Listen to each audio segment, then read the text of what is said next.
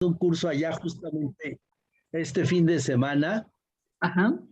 Y cuando dijiste Puebla, luego me saltó el corazón. Linda ciudad, Oh, la ya. de Puebla. Sí, sí. También. Oye, Marcos, la verdad es que tenemos un montón de lindas ciudades, personas, pueblos. O sea, ahora sí que sí tenemos de qué presumir. De eso no hay duda, mi querido Miguel. Tenemos un país increíble, lleno de riqueza, lleno de cultura, lleno de tradiciones. Y descubrirlo es un deleite. Yo no sé los que nos escuchan si se han dado la tarea. Yo por motivos de negocio viajé por toda la República muy joven en la década, cuando yo tenía de 20 a 30 años, viajé por toda la República y híjole, que cada esquina disfrutable, cada ciudad, cada comida, cada historia, cada zócalo de cada ciudad es increíble. Sí, sí. Lo mío no fue exactamente por negocios. Primero fue porque mi madre era pata de perro y nos trepaba al autobús, te hablo de los años 50. Y bueno, imagínate que a Oaxaca, que era la tierra de mi padre, a Salina Cruz, hacíamos como 28 horas de camino. Yo no me imagino qué pasaba en ese camino, no tengo idea estaba yo chiquitito, ¿no? Ah, bueno, Pero, ok, entonces le aviso a mi esposo que no. pero luego ya fue el trabajo de profe y como profe me tocó también recorrer todo mi país y bueno, pues ahora ya parece que ya me acostumbré a seguirlo recorriendo. Vi en mi búsqueda por redes que estuviste fundando una universidad y siendo rector de una universidad. Sí, tuve la fortuna ya en la ciudad de Durango ser el rector fundador de la Universidad José Vasconcelos. Luego acá en Guadalajara me tocó ser rector de Integro, un instituto de formación en terapia Gestalt. Entonces, bueno, pues ya tengo ahora sí que ya tantos años, pues ya se van juntando los papeles, fíjate, mi querido Marcos. Oiga, para las personas que van entrando ahorita, estamos a 2 minutitos de empezar, entonces 7:05 arrancaremos ya oficialmente. ¿Qué tal quien se acaba de unir con el número 669774? Perdón que tenía el micrófono abierto. Hola a todos. No, bueno, ya vimos que le avisarás a tu esposo para que entonces... Yo dije, a lo mejor lo va a invitar. No, le estaba haciendo una cita para que le cortaran el pelo, perdón. Hola. O sea que tú eres Gaby, la del marido. La del marido. Mucho gusto, Miguel. Igualmente, Gaby, buenas tardes. Buenas tardes. Buenas tardes a todos. Hola. Hola. No sabemos tu nombre porque sabemos que eres 669774. Soy Sara Cabral Mares. Hola, Sara, ¿cómo estás? Bien, gracias. Esa bueno. soy. Oye, no, tienes que quitarte el número porque si no vas a presumir ahí como Víctor Frankl, soy del campo de concentración 13. Es que es la contraseña del Zoom. Ahí está. Mira, yo te lo quito ahorita. ¿Ya se lo Gracias, qué quitó? bueno, porque sí, ya puse, está el nombre, pero luego me sale ese número. Qué bueno que quitas. Muchas gracias. Sara, ya te ubiqué. Aquí estoy. Ya estoy viendo, qué padre. Sí, aquí estamos, maestro. Gracias. Qué bueno, me da mucho gusto. Pues sin más preámbulo, con los que estamos arrancaremos este conversatorio. Antes de cederle la palabra a Moni, que es secretaria de ALPE, nada más darles un poquito de referencia. Lo platicábamos ahorita con Miguel, ¿no? Marcos lo ponía en contexto, pero ALPE es una asociación que lo que intentamos es hacer estrechos nuestros lazos. Hoy tenemos, el estrecharnos nos lleva a agarrar a un personajazo que ya Moni les presentará, que es Miguel Jarquín, que es todo una institución en el movimiento existencial de hace muchísimo tiempo, pero esa es la idea, que veamos qué estamos haciendo, que como grupo mexicano de terapeutas existenciales reflexionemos juntos, porque a veces el problema de esta profesión es que nos pone en un lugar muy solitario y queremos que nos sintamos cada vez más acompañados. Déjenme decirles también que estamos hoy empezando ¿sabes? Así como México está empezando a festejar sus fiestas patrias, Alpe México está empezando a festejar sus fiestas patrias. ¿Por qué? Porque estos 2 meses nos toca ser los coordinadores generales de la Alpe.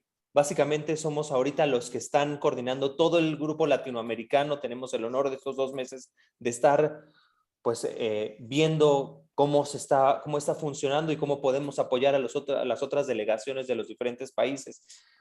Y es increíble empezar esta coordinación pues con este conversatorio y hablando de la terapia existencial en la actualidad.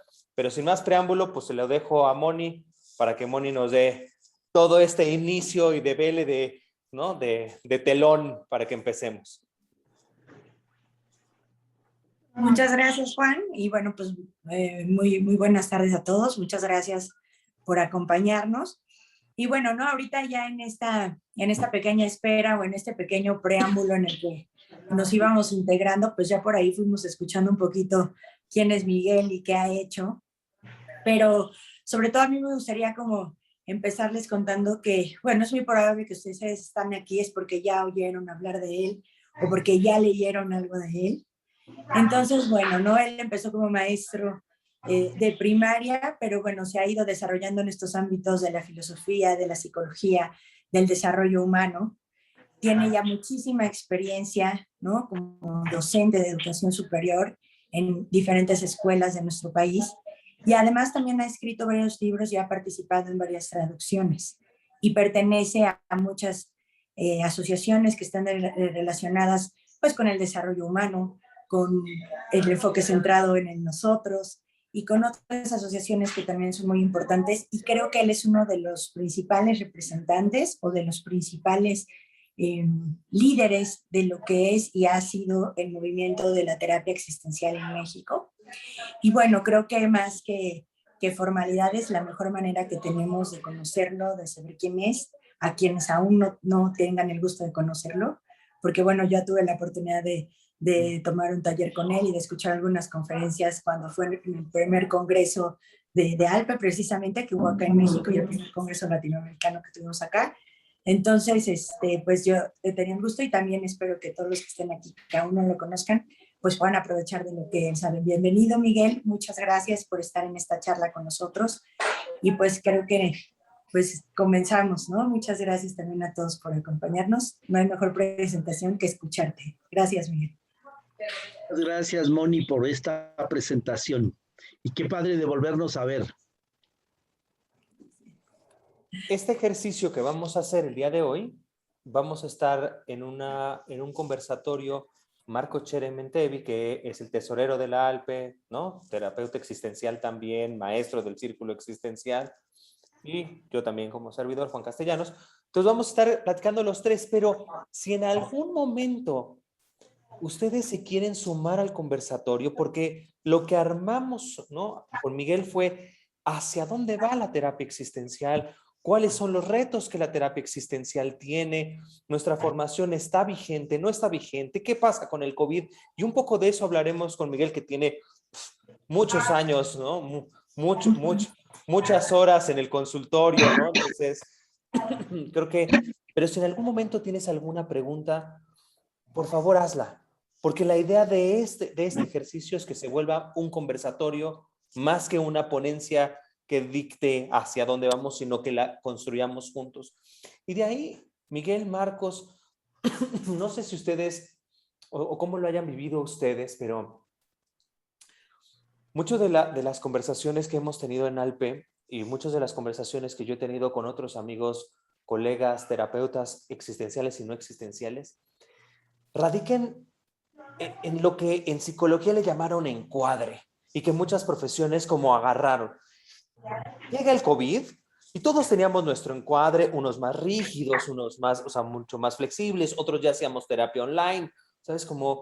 Pero llega el COVID y nos mete a todos a nuestras casas y nos enfrenta con un reto durísimo de nuestra profesión. Perdemos el cuerpo, ¿sabes?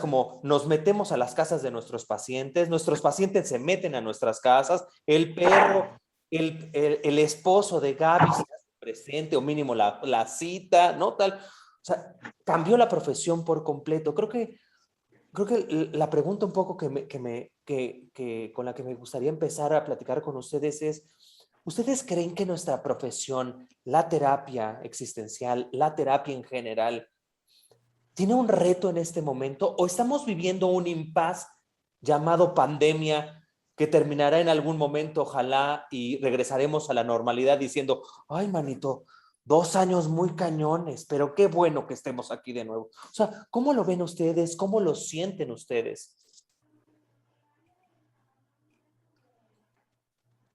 Miguel. No te oímos, Miguel. ¿Quieres empezar tú, mi querido Marcos, o No, empiezo por yo? favor, me gustaría mucho que empezaras tú. Ok, muchas gracias.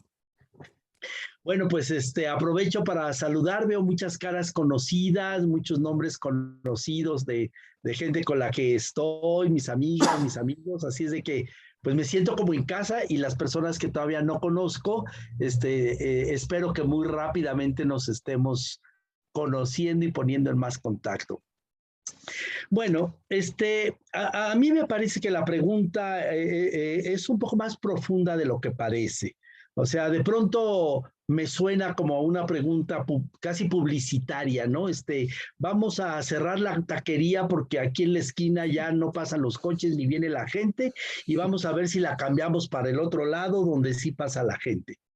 Me parece que el tema es mucho más profundo y el enfoque existencial, y como terapeutas con orientación existencial, no podemos dar simplemente respuestas. Ay, cambiemos y prendamos la computadora o prendamos la radio o mandemos cartitas. Creo que es algo más. Y yo empezaría por plantearnos el concepto de pandemia.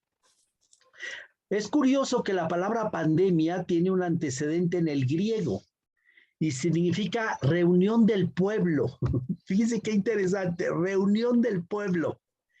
Cuando se pone en el campo de la clínica, en el campo de la salud, la palabra pandemia hace referencia a una enfermedad endémica de la que se contagia la mayoría del pueblo.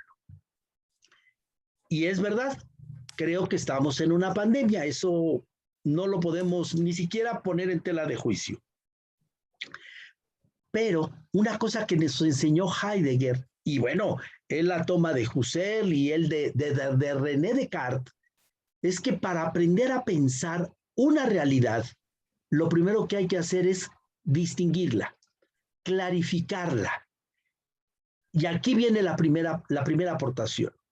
No confundir la pandemia con los eventos de enfrentamiento a la pandemia. Son dos cosas diferentes. La pandemia es esa enfermedad en la que se multiplican los casos y es incontrolable. Pero el manejo que se le dio a la pandemia, eso es otra cosa. Y aquí entran, bueno, los gobiernos a nivel internacional, los gobiernos en nuestro país, estatales, municipales, la propia presidencia, etcétera. Y tenemos que tener muy claro que el manejo de la pandemia no fue el mismo para todos. Aquí yo sé que nos acompañan personas de otros países, bueno, no sé exactamente de qué lugares y tampoco sé exactamente cómo se manejaron allá. Pero aquí viene toda una gama de manejo. Digamos que en general fue ponte el tapabocas o el cubrebocas y enciérrate, no salgas. Me parece que en eso podemos resumir la gran orden. Pero el tercer punto. ¿Y las personas cómo tomaron esto? Efectivamente, hubo personas que se encerraron, no salieron a nada, pero hubo personas que decidieron salir, que decidimos salir. Y por diferentes razones. Tenemos las personas que tenían una profesión de servicio que los hizo salir al mundo de la enfermedad. Ahí tenemos a nuestros colegas médicos, hombres y mujeres, a nuestros colegas enfermeros, hombres y mujeres, a nuestros colegas trabajadores sociales, hombres y mujeres, y ellos salieron a atender a los pacientes. Digamos que ahí hay un motivo por la profesión. Hay otros que salieron a trabajar y salimos a trabajar porque había que mantener a la familia. O sea, no podíamos decir, bueno, pues a ver si nos cae el pan, como ya nos dijeron que nos encerremos, a ver si ponen un tubito y por ahí llega la comida, ¿no? No, al contrario, teníamos que seguir pagando agua, luz, teléfono, comida, colegiaturas de los hijos, cuando se enfermaban nuestras familias, pagar la medicina. O sea, teníamos que seguir vivos. Y eso hizo que muchos de nosotros decidiéramos salir. Luego hubo otro grupo de personas que deciden salir porque les interesa salir. Y ahí tenemos un gran grupo de jóvenes que se van de parranda, decimos, se van de antro todos los fines de semana. Y bueno, hay jóvenes que se aventaron casi toda la pandemia saliendo los fines de semana. Yo decidí salir no solo por mantener a mi familia, sino también porque había personas que me necesitaban. Y yo decidí no quedarme en mi casa. Además, quiero decirles que yo atiendo desde mi oficina, entonces ahora sí que yo no soy de los que entraron a mi casa porque nunca atendí a nadie en mi casa, siempre estuve acá en la oficina. Pero fui a atender a los hospitales, personas en situación de muerte, fui a atender a los hospitales, a las familias que tenían personas internadas, personas que habían muerto. Salí a acompañar personas que habían muerto sus familiares y hacían algún evento en su casa. Salí a trabajar con poblaciones vulnerables, como tengo grupos de pescadores, de trabajadores del campo, de albañiles. Entonces, creo que eso de decir, a ver, ¿esto es un reto para la profesión? No. A mí me parece que este es un reto para la persona. La persona es la que se tiene que enfrentar al mundo a través del instrumento, en este caso, llamado terapia. Y bueno, podemos hacerlo a través de la computadora, a través del teléfono, etcétera. Y a mí me parece que esto no es solo de este momento. Me parece que se agudizó, pero no es de este momento. Y la verdad es que, a diferencia de lo que piensan algunos de mis colegas, yo no creo que perdimos el cuerpo del otro, yo no creo que perdimos la voz del otro, yo no creo que perdimos al otro, porque el tema es la palabra presencia. Aquí y ahora, así contigo. Yo soy un niño de la época de las cartas y escribíamos cartas cada semana, cada mes, cada 6 meses. Yo tenía un hermano que andaba en el barco y le poníamos dirección, siga su ruta, y mi carta iba siguiendo la ruta del barco y llegaba 6 meses después y él me contestaba y ahí venía otros 6 meses después, y sin embargo yo sentía que mi corazón estaba con su corazón, que estábamos presentes uno con el otro. Me parece que no podemos confundir los instrumentos de comunicación con el contenido significativo de la comunicación. Y lo diré con 2 comentarios, uno de un paciente mío y uno de una alumna. Una alumna hace justamente de este fin de semana al otro, hace 15 días, cuando cerrábamos el curso, me decía, ¡ay, qué padre que estuvimos en línea! Porque yo me sentí privilegiada. Yo sentía que tú me veías a mí y que no veías a los otros. Y los otros decían eso también. No, es que yo sabía que tú me veías a mí, ¿verdad, Oscar? O que tú me veías a mí, ¿verdad, Bárbara? Y que estábamos allí en contacto uno con el otro. Hey, no sabes cuánto abrazo tan grande te mando, a tus nenes también. Entonces, ¿qué pasa? Pues que podemos singularizar nuestra mirada. Y con el paciente que decía, es que yo me siento en total confianza porque solo estás para mí, o sea, no estás para nadie más. Así es de que a mí me parece que lo digital o lo virtual no atenta contra el trabajo de presencia. Si nosotros sabemos estar presentes con el otro en totalidad, estaremos con el otro. Estaremos con el otro. Bueno, yo le paro porque si no me robo el micrófono, mi querido Marcos, y ya no te dejo hablar. No, yo solo quería seguir la conversación en lo que pones, porque en mi propia experiencia, esta presencia digital tiene muchos beneficios, pero también tiene algunos puntos en contra. Y me gustaría saber qué piensa Juan y qué piensas tú. Juan es un terapeuta existencial que está viendo más de 50 pacientes a la semana digitalmente. Yo en lo personal, en este momento tengo 7 pacientes, de los cuales veo 3 digital y 4 en presencia. Y una de las cosas con las que me he enfrentado en relación a esa presencia no física es el tema de privacidad de nuestros pacientes. En ese espacio en donde entramos en la virtualidad en la casa de nuestros pacientes, no siempre hay un espacio seguro para ellos. Y no sé si Miguel, si Juan pudieran compartirnos cómo han vivido esto. A mí en lo personal, como paciente y como terapeuta, me ha costado trabajo esta falta de privacidad en cuanto a la enorme diferencia que nos da un consultorio cuando estamos frente a frente. ¿Qué has vivido en ese sentido, Miguel? Juan, si gustas empezar tú primero ahora y ya luego, para que también les demos chance a Juan. Es que estaba pensando, me quedé pensando en un poco como lo que dijiste ahorita, Miguel. ¿Sabes? Y pensaba en la fenomenología, y que la fenomenología es eso que aparece a mi conciencia, el estudio de que lo que aparece a mi conciencia, y si ante mi conciencia aparece la pantalla, es parte como del encuentro, se vuelve el cuerpo del encuentro. Ahorita Marcos lo decía y lo platicábamos hace unos 15 o 20 días. Yo estoy meditando en si me voy a quedar completamente en línea.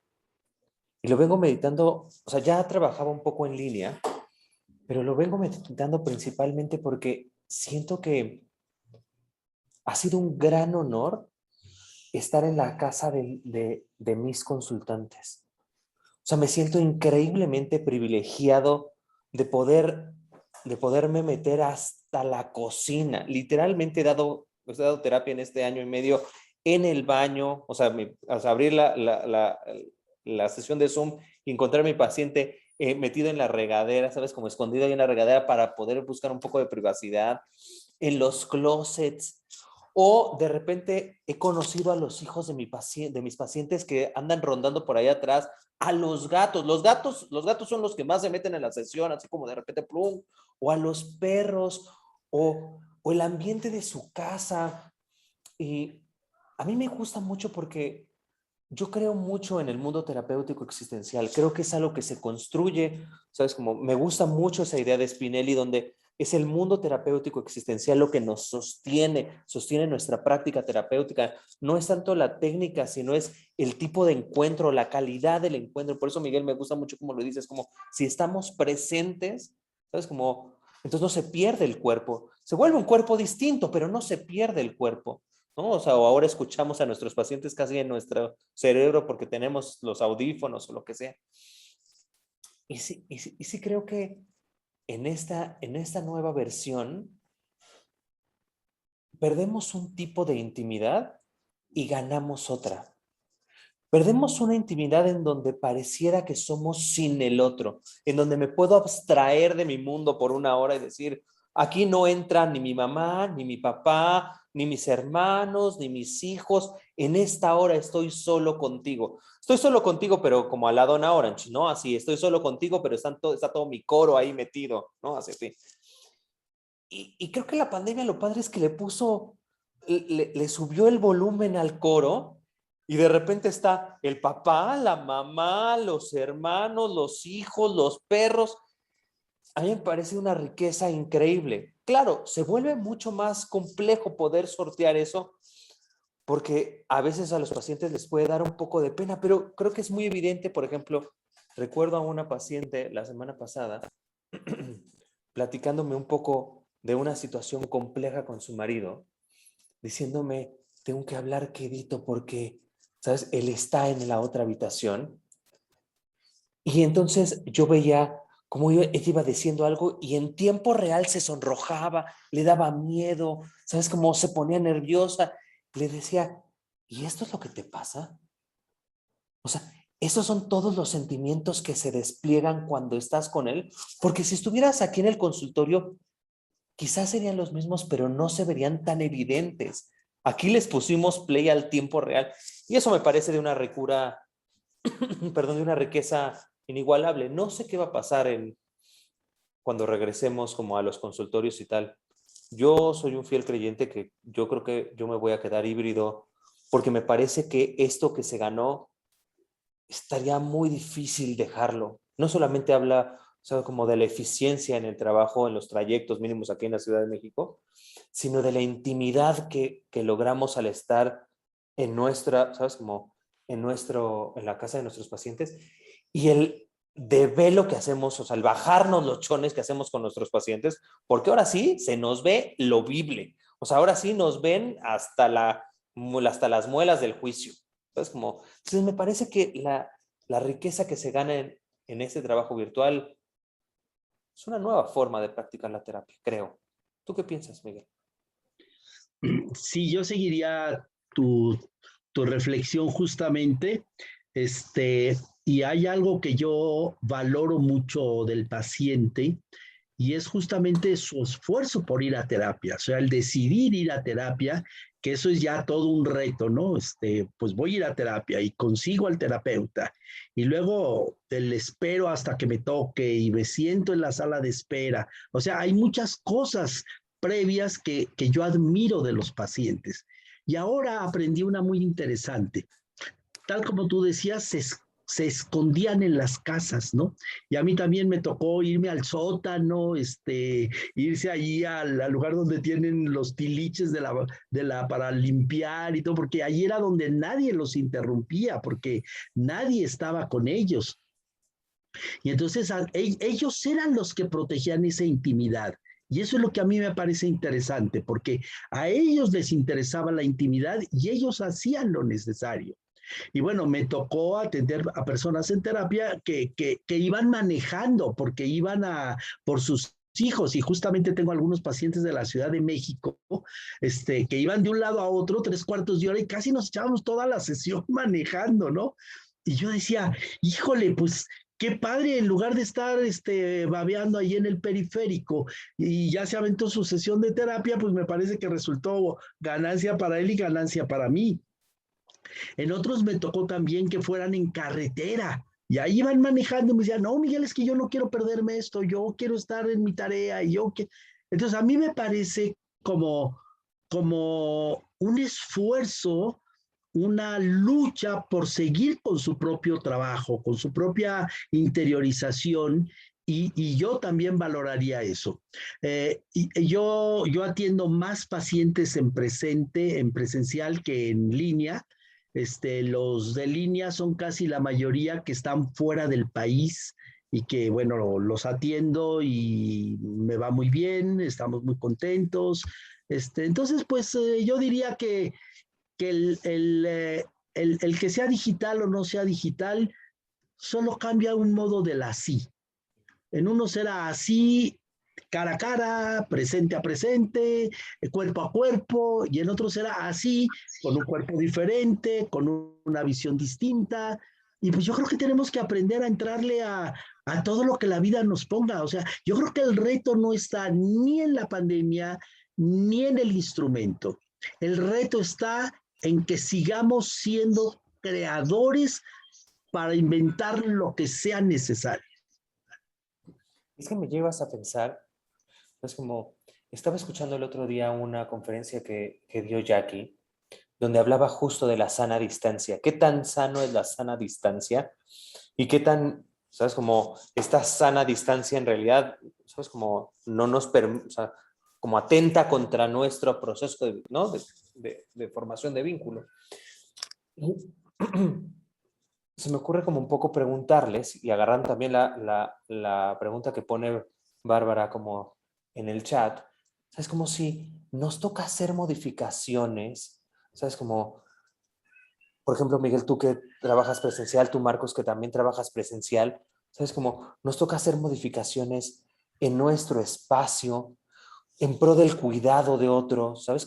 Para los que vamos seguidito de las 9, de las 10, ¿sabes? Cómo cuidamos de nuestros pacientes. Estoy hablando para que no se contagien. Nos toca hacer cambios nos toca hacer modificaciones a nuestros consultorios, nos toca hacer modificaciones a la forma de relacionarnos, o sea, es como nos toca hacer modificaciones, o lo que nos toca es sostener, eso es como el encuentro, el espacio, es como, ¿qué piensan ustedes si es algo que activamente, dijiste algo, Miguel, que creo que súper fuerte, el paciente tiene que hacer un chorro de cosas, el paciente va 1 hora, se siente en la sala de espera, y hoy a los terapeutas, ¿sabes cómo nos toca hacer estos pequeños ajustes para el otro? ¿O no tanto?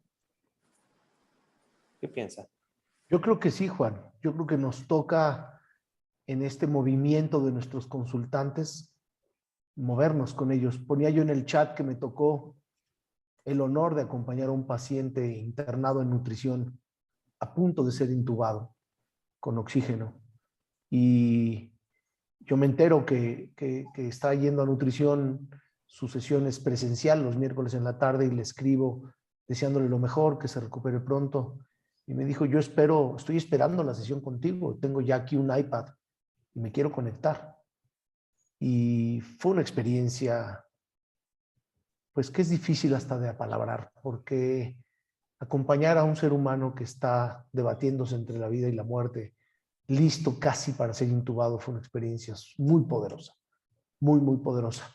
Y con eso no quiero decir que yo tengo algo en contra de la posibilidad de tener la virtualidad, sino que digo, lo que quería decir es la complejidad que tiene el mundo virtual, la complejidad que tiene también en presencia nuestra terapia. Si nuestra cosmovisión como terapeutas existenciales tiene que ver con relacionalidad, este cambio de relacionarnos a través de una pantalla, de no poderle dar la mano a alguien, de no poder sentirlo físicamente, a mí me parece muy poderoso. Me parece que muchos de mis pacientes, al regreso a la terapia presencial, hoy en la mañana una de ellas me pidió un abrazo.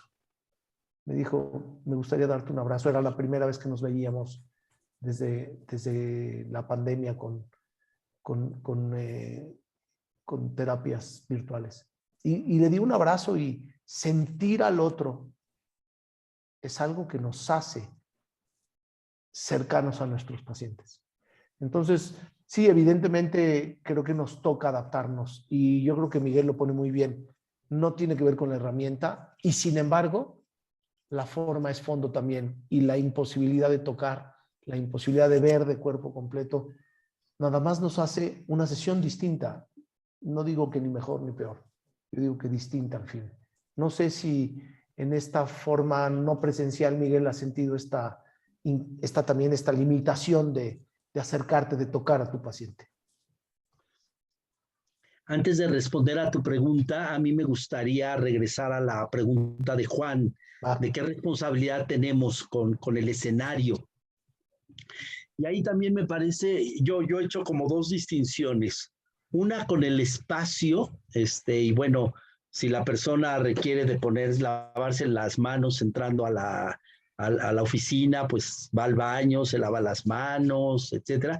Pero la parte más interesante y que me ha resultado muy, muy, muy reveladora es como el respeto al paciente y preguntarle, ¿quiere que sigamos con nuestro cubrebocas o no? Y bueno, me ha tocado atender pacientes con cara de pánico, pero así de pánico, que en el momento le dicen a uno, no, yo no me quito el cubrebocas, ¿no? Y entonces ya yo en ese momento le digo, yo tampoco. Y ya estamos los dos, si pudiéramos decir parejos, ¿no? Como tú a tú. Hay otros pacientes que inmediatamente dicen, no, yo no lo quiero, ni me entiendo, me la paso sudando todo el tiempo, ya me dieron ronchas y la tranquilidad del mundo. Algunos pacientes, ahí viene una parte de respeto de ellos para mí. Creo que todos se podrán dar cuenta que soy un viejo, y bueno, ya cuando uno tiene 100 años, los demás como que dicen, ay caray, no se vaya a petatear este pobrecito. Entonces luego me echan la culpa a mí, ¿verdad? Entonces algunos me preguntan, algunos me hablan de tú, otros de usted, pero los que me dicen de tú, por ejemplo, oye Miguel, pero pero por ti. Y yo en ese momento digo, qué padre, porque es también una parte de respeto, ¿no? Le digo, no, pues mira, por mí, no te apures, por ahí mi familia dice que yo tengo sangre azteca y que voy a venir enterrando a los demás, así es de que creo que no me voy a petatear. Tú adelante. Esa parte de respeto a los pacientes se ha convertido como en un inicio ya de la misma terapia, ¿no? ¿Cómo quieres que estemos? ¿Quieres que nos sentemos frente a frente? ¿Quieres que nos pongamos más distantes? O sea, como dejar que el paciente también juegue, porque el uso de los escenarios finalmente son decisiones de nosotros, de una relación. Y a mí me parece que ya allí está empezando el trabajo terapéutico. El trabajo terapéutico, todos lo sabemos aquí, tiene que ver más con la recuperación del respeto y de la confirmación en la existencia. Entonces, si yo en ese momento le permito sentarse más lejos, sentarse más cerca o generar otra forma, a veces me dicen, yo prefiero acá en la sala, y como no tengo mucha gente tampoco, viene una tras otra casi siempre llegando a la hora exacta, pues tranquilamente nos vamos afuera y bueno, ahí tenemos más espacio, ahí está más grande. Y esta parte del respeto me ha parecido como muy interesante. Confirmar al otro en su existencia a través de las decisiones que él toma. Y ya, ahí empezamos, ¿no? A veces ya eso se vuelve tema. No, es que en la casa, no quieren que nos acerquemos. No, es que en la casa tienen prohibido que fulanito se siente a comer con todos porque estuvo enfermo o hay peligro de que esté enfermo. Y entonces aparece ya el tema de lo que se está trabajando, ¿no? Bueno, es como un poquito siguiendo tu planteamiento, Juan. Y tomando el tuyo, Marcos, sí, creo que hay una parte que tiene que ver con el tocar al otro. Yo soy una persona que acostumbro mucho tocar al otro, abrazarnos, nos damos besos, en fin. Sin embargo, hay algo que yo he aprendido en mi vida casi desde niño, ¿no? El aquí y ahora tiene que ver con asumir lo que sí tengo. Y por allí armé una frasecita hace ya creo que como 5 años que dice, ¿qué sí con lo que sí? La frase completa es, ¿qué sí puedo hacer con lo que sí tengo?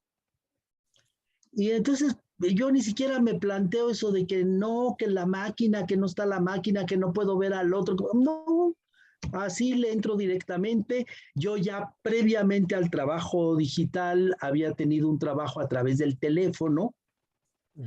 Y ya el teléfono me había ido entrenando a escuchar la respiración del paciente, a generar ejercicios a través del teléfono.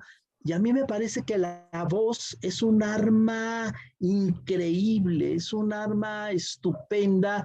Nuestros tonos de voz, nuestros tonos de respiración, lo que se oye en el pecho, en fin, hay muchas cosas ahí. Entonces, pues fíjate, mi querido Marcos, que yo realmente no me planteo esto de, híjole, no lo puedo saludar. No, pues ese es así estamos. ¿La tomamos o la dejamos? Que ya la tomamos, pues qué padre, ahí vamos avanzando, ahí vamos teniendo lo que tenemos y no se complica. A mí esa parte no me ha generado ningún problema, ¿no?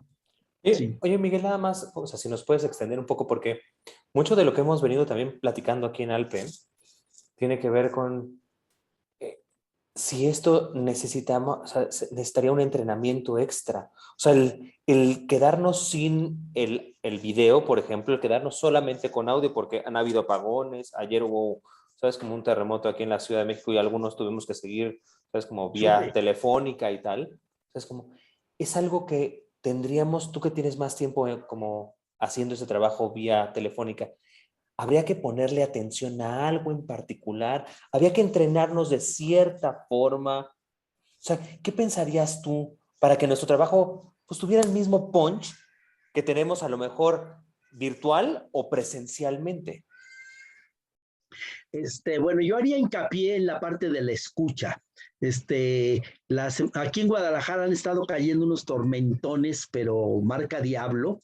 Y la semana pasada si mal no recuerdo, creo que el jueves o algo así, no, el miércoles.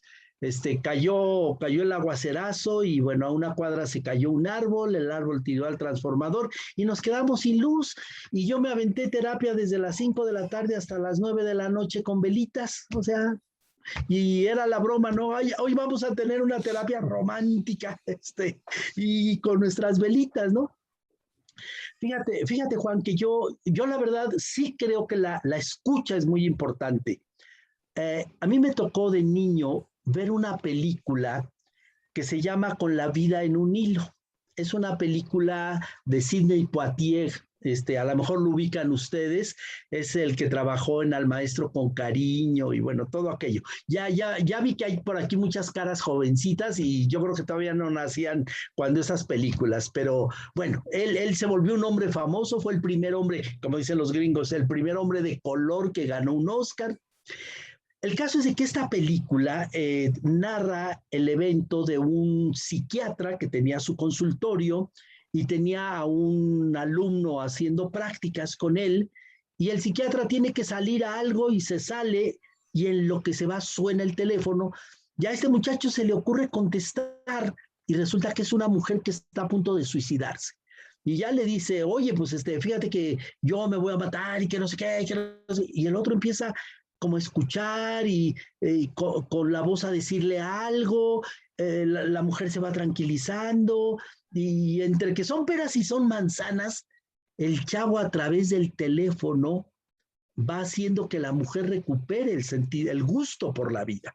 Por eso la película en español le pusieron Con la vida en un hilo, ¿no? O sea, dependía del hilo del teléfono. Y a partir de ahí, bueno, luego hay otra película también italiana, la mujer del cura, en la que se pone un teléfono al servicio de los demás. O sea, esta es una historia vieja, ¿no? Entonces, a mí me parece que si nosotros aprendemos a escuchar, tenemos quizás la herramienta más importante. Y aquí voy a aprovechar como una invitación, como una inspiración. Hay un texto en la Biblia judeocristiana, en los Hechos de los Apóstoles, que recordarán a lo mejor todos ustedes, y es el momento cuando viene el Espíritu Santo. Y recordarán ustedes que, bueno, se narra ahí que les dio una serie de dones, y uno de ellos fue el don de lenguas. Las traducciones y la popularización de este don ha sido muy mala porque creen que es hablar lenguas, así como si de repente yo hablara chino o ruso o japonés, ¿no? O bien ruidos, ¿no? No. A veces no leemos los textos completos. El don de lenguas dice, y los discípulos de Jesús hablaban de tal manera que los oyentes lo escuchaban en su propia lengua. Fíjense qué bonito, fíjense qué bonito. La idea es que no es que yo hable la lengua que tú hablas, el ruso, el arameo, etcétera. No, es que hablo existencialmente lo que tú necesitas oír. Aquí es donde está la clave del entrenamiento. Entrenarnos a escuchar de tal manera, acostumbrarnos a sentir al otro de tal manera que cuando yo le diga una palabra, él la pueda escuchar en su propia lengua. Que él descubra que esto que yo estoy diciendo es para él y no para otro. Y por aquí, Juan, me parece que es donde debemos trabajar, en este don de lenguas, en esta capacidad de servir al otro a través de la palabra, a través de la escucha. Creo que por ahí puede ir. Marcos, ¿tú quisieras aportar algo? No, estoy completamente de acuerdo con Miguel y me parece que la posibilidad que tenemos hoy de vivir un fenómeno global, por cierto, ya le porque endemia significa que llegó para quedarse, a diferencia de la pandemia, que es pasajera. Me parece que hay un enorme reto de acompañar, de hacer un trabajo existencial desde la visión de nuestra terapia. Y estoy de acuerdo contigo, la tengo ya anotada, Miguel, ¿qué sí puedo hacer con lo que sí tengo? Y me parece que es una frase que a mí en lo personal me llega en un momento en el que tal vez me cansé de la parte digital, me cansé del Zoom, me cansé de la pantalla, tal vez por ser una persona que añora el contacto físico, que disfruta mucho la presencia del otro, pero no perder de vista la magia de la tecnología y no perder de vista la posibilidad enorme que nos dio este año y medio todas estas herramientas que hoy nos tienen juntos en distintos puntos de la ciudad. Y yo te preguntaría, Miguel, ¿cómo sería entonces a esta pregunta de Juan la posibilidad de ser abiertos a todas estas posibilidades en el espacio físico, en el espacio virtual, en el teléfono, en acompañar a un paciente desde donde él lo diga? En tu experiencia, ¿cómo ha sido esto? Sí, gracias, mi querido Marcos. Creo que hay una palabra que utiliza uno de nuestros pensadores existenciales, que bueno, a mí me encanta mucho y casi lo cito siempre, ¿no? Se llama Gabriel Marcel.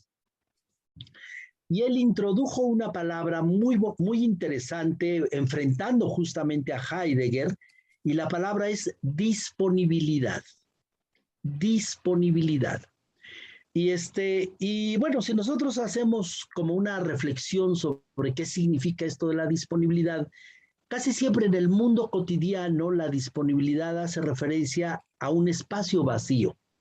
Por ejemplo, de repente decimos, oiga, disculpe, ¿está disponible este asiento? O sea, ¿está vacío? ¿Me puedo sentar ahí?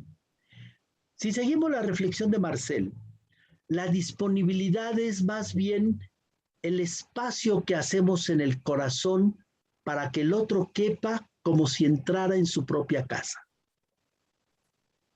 Creo que esa es nuestra tarea con el paciente. El paciente, decíamos ya, está todos los ritos de llegada, ¿no? todo lo que tiene que atravesar para llegar. Pero todavía a eso podemos añadir el miedo de lo que va a decir, el tema que va a abrir, la vergüenza de lo que tiene que confrontar, el dolor que viene cargando, las confrontaciones que el terapeuta le va a hacer. O sea, no es tan simple ser paciente, ¿no? Es bastante duro. Me parece que si nosotros entendemos esta vivencia de disponibilidad, me dispongo y hago este espacio para que tú te sientas bien recibido, para que tú sientas que entras como si fuera tu casa. Sé que no es tu casa, pero que sepas que no vas a ser atacado, que no vas a ser agredido, que no vas a ser lastimado, que no vas a ser avergonzado, sino que de alguna manera vas a ser acompañado en este descubrimiento y en esta conquista personal que tú quieres hacer. Entonces, bueno, pues yo diría que la habilidad primordial después de la presencia es la disponibilidad. Y en ella creo que sí podemos trabajar. Me abres la posibilidad, Miguel, de preguntarte en cuanto a disponibilidad, ¿cómo es tu experiencia? Y Juan también, a ver si me acompañas, con pacientes que se declaran antivacuna y solicitan una terapia presencial. Y ahí ya me paso al rol del terapeuta, en donde tenemos que tomar una decisión.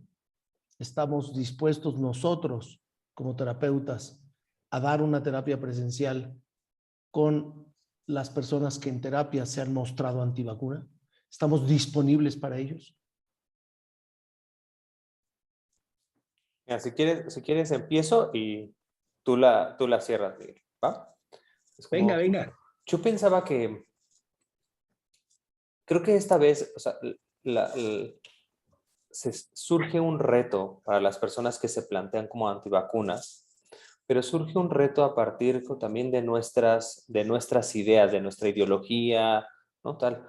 Porque hay personas, hay terapeutas que también se plantean como antivacunas, hay terapeutas que no se plantean como antivacunas, pero no tienen un problema con recibir a alguien, hay terapeutas que están criticando como la forma de trabajar ¿no? de la pandemia. Y yo creo que hoy el tema es COVID y porque es el tema que está ahí presente, pero me parece que hay temáticas que los terapeutas a veces no podemos sostener. Es como hay algunos terapeutas que no pueden sostener la violencia, hay algunos terapeutas que no pueden sostener, no sé, como el maltrato, hay algunos terapeutas que no pueden sostener la sexualidad diversa, hay terapeutas, y creo que hay terapeutas que no van a poder sostener el que alguien llegue a su consultorio y diga, soy antivacunas.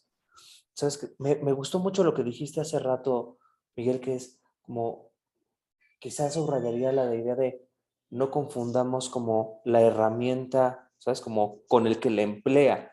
Y creo que esto se dedica aquí. Si hay alguno de nosotros que no está disponible para trabajar con alguien que se plantea como antivacunas, es hasta donde le alcanzó. ¿Sabes? Como ya no puede más, no puede recorrer ese camino con ese paciente porque no le alcanza para sostenerlo. Tengo un paciente que su abuelo inventó una medicina en Oaxaca. Ellos no se han vacunado porque su abuelo inventó una forma de medicina que es un poco herbolaria, pero con análisis cuántico, pero ¿sabes? Como hay una cosa como medio con Reiki, bla, bla. Y él dice, es que yo sí estoy vacunado, pero no estoy vacunado con Pfizer, no estoy vacunado con Sputnik, no estoy vacunado con AstraZeneca, estoy vacunado ¿sabes? Con la vacuna que me dio mi abuelo. Y es igual de válida que las otras. ¿Sabes? Como en su micro ejercicio que tiene el abuelo en su clínica en Oaxaca, tiene unos niveles de efectividad bastante altos. Es como, claro, son 50 pacientes, no, ¿sabes? Prácticamente todo el mundo, pero él dice, yo aquí estoy vacunado, ¿no? Entonces, creo que lo curioso es que también hay un bombardeo de información de todos tenemos que vacunarnos y todos tenemos que hacerlo ya y se está empujando para que no se vacune y no nos vacunemos con Sputnik ni con CanSino porque esas son de los países socialistas, esas están mal, son del demonio, ¿no? Tal. Entonces, hay un juego que trasciende como la enfermedad, ¿no? Que todavía no comprendemos al todo. Yo creo que para mí sería muy difícil por mi situación personal de mis dos chavitos, sostener a alguien que no se hubiera vacunado, porque no pienso tanto en mi proceso de enfermedad, pienso que ellos pudieran morir y eso me asusta muchísimo. O sea, creo que no lo podría sostener porque no me alcanzaría pensando en mis hijos, pero creo que hay terapeutas que sí lo pueden sostener. No sé tú qué piensas, Miguel. Sí, fíjate que mi decisión es que yo recibo a quien quiera que venga conmigo. Si se vacunó, si no se vacunó, si se puso la china o la del abuelito o la de la doña Lola. A mí eso no me incomoda en lo más mínimo porque yo tengo una creencia. Hay que estar con el que nos necesita de la manera que nos necesita. Y si no, pues me parece que nos volvemos terapeutas medios elitistas, ¿no? O sea, yo atiendo a los que yo quiero, yo atiendo a los que no me amenazan. Y bueno, este tema ahorita están poniendo la antivacuna, pero cambiemos el tema y digamos, a ver, llega conmigo un paciente que tiene pesadillas porque sueña todas las noches los pedazos de carne que ha partido porque a él le toca matar a las personas que no pagan la lana en los narcos. Ay, yo le voy a decir, no, pues sabes qué, conmigo no vienes a terapia porque pues yo no puedo con esto, ¿no? Tú ahí quédate, vete con otro y yo me lavo las manos, ¿no? O no te recibo porque pues tú eres una persona que está media loca y yo no puedo con los locos, ¿no? Yo nada más atiendo a los que sí tengo capacidad de atender. Y bueno, yo aquí iría a una zona complicada. Por ejemplo, los que trabajamos con delincuentes, ¿no? Los que trabajamos con violadores, con personas que han abusado de otras personas y nos toca atenderlas. Pero quiero decirles que yo a veces también me toca atender políticos. Y a lo mejor suena chistoso decir, hay políticos, pues sí, pero quiero que sepan que a veces esos políticos, el señor gobernador al que voy a atender, al señor presidente municipal, pues parece que están muy sanos y que no hay ningún problema, ¿verdad? Porque caminan por la calle en medio de todos. Sin embargo, a veces son mucho más peligrosos que los otros delincuentes que vienen con nosotros. Bueno, yo quiero compartirles algo que a mí me llena de orgullo en mi trabajo. Yo llevo trabajando en esto prácticamente desde que empecé como profesor y luego entré ya al campo de la clínica, es decir, les hablo de más de 50 y tantos años con personas con deficiencia mental. Aunque yo sé que hoy no se usa el término, hoy tristemente la Secretaría de Educación Pública y la ONU han puesto el término de discapacidad intelectual, que es pésimo, pero bueno, ahorita no es la crítica. Y atiendo personas no solo con deficiencia mental limítrofe, ni medios, atiendo personas con deficiencia mental profunda de vida vegetativa. Y quiero que me digan si allí la computadora juega algún papel o si, o sea, nada. Solo les pongo un caso que para mí fue mi maestro. Un chaval de 16 años con deficiencia mental profunda de vida vegetativa, sordo, sin ojos en las cuencas de los, perdón, sin, ¿qué dije? Sin ojos en las cuencas. Y yo me pregunté en ese momento, ¿y yo aquí qué hago? ¿De qué se trata? Y él fue mi maestro, él me guió. Y llegamos a tener una relación que hoy puedo decir significativa. No que la conozca, no sé qué pensaba, no sé qué decía, pero él sabía que yo iba. Yo en aquel tiempo justo vivía en Durango y su madre, bueno, lo atendía perfectamente, era una familia con recursos económicos apropiados, entonces no tenían problema en la atención, el cuidado del muchacho, etcétera, limpísimo, etcétera. Y bueno, yo iba en mi coche. Durango es una ciudad de mucho calor, de mucho sol en algunas épocas, en otras de mucho frío. Y entonces yo andaba buscando casi siempre algún, ¿cómo se llama? Alguna sombrita. Y pues venía dejando el carro una cuadra más allá, 2 cuadras, media cuadra, etcétera. Y la pregunta de la madre era, oiga, maestro Miguel, ¿y mi hijo sabe que yo estoy aquí? Fíjense qué pregunta tan importante para esa mujer en el orden de la existencia, no de los instrumentos. Y mi hijo, ese niño que yo traje al mundo, sabe que yo existo, sabe que yo estoy aquí con él, que nunca me lo voy a dejar. Y bueno, pues ya se pueden imaginar la cara de Juan que yo ponía, ¿verdad? Así como, toma aire, respira profundo y le decía, señora, estoy seguro, él se llamaba Poncho, estoy seguro que Poncho sabe que usted está. Pero claro, era una respuesta que me latía del corazón y que de alguna manera era un arriesgue porque finalmente yo tampoco sabía eso, ¿no? Él nunca nos había dicho, ay, sí, ya me di cuenta que están aquí, ya vi que me están atendiendo, o sea, nada, no tenía el mínimo lenguaje de nada. Bueno, pues pasaron como 6 meses, 8 meses. Y un día llegué y toqué el timbre y apenas toqué, abrió la puerta la señora. Y en ese momento, Durango es un lugar en el que el contacto físico no es muy cercano. Las personas son así como un poquito cuidadosas del contacto, son protocolarias. Pues en ese momento se me avienta y me abraza y me dice, maestro Miguel, Poncho sabe. Y yo en ese momento así como tieso, porque además no podía abrazarla, ¿no? Así como, ay, sí, qué padre, cuantita mía, ¿no? Pues así como de a poquito.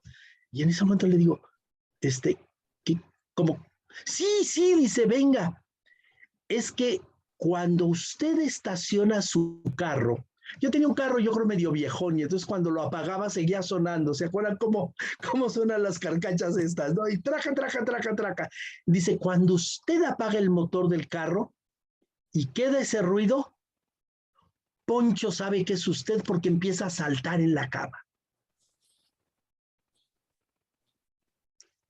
El problema está en la computadora, queridos amigos y amigas. El problema no está en el teléfono, el problema está en nuestra presencia. Si somos capaces de ser presentes con el otro, seremos capaces, como dijo Nietzsche, de cualquier cómo.